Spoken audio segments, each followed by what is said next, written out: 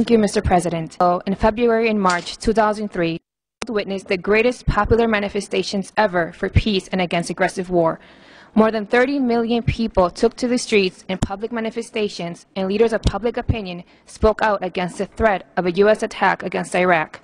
Yet the illegal war, opposed by the greatest number of UN member states, was launched against Iraq by the U.S.-UK-led coalition. As recognized from the outset of the United Nations, the initiation of a war of aggression is not only an international crime, it is the supreme international crime. Such a war entails legal consequences for the aggressors and provides rights for the victims. All countries that participated must be held accountable. The consequences of the war and the occupation of Iraq have been catastrophic and have resulted in the death of hundreds of thousands of Iraqis.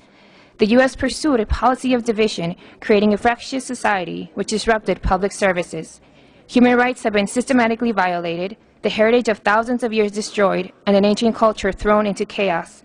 Coalition military operations, including massive attacks on cities like Fallujah, together with a counter-insurgency policy, led to substantially increased mortality and massive displacements.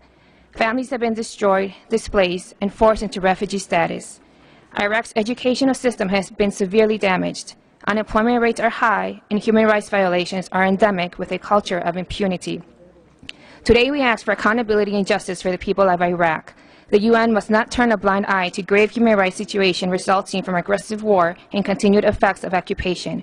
We strongly believe that the time has come for the Human Rights Council to reinstate the position of Special Rapporteur on Human Rights in Iraq. It is in this quest for accountability and justice for Iraq that a coalition of NGOs is holding a series of side events on the 14th and 15th of this month here at the Palais des Nations. I thank you, Mr. President.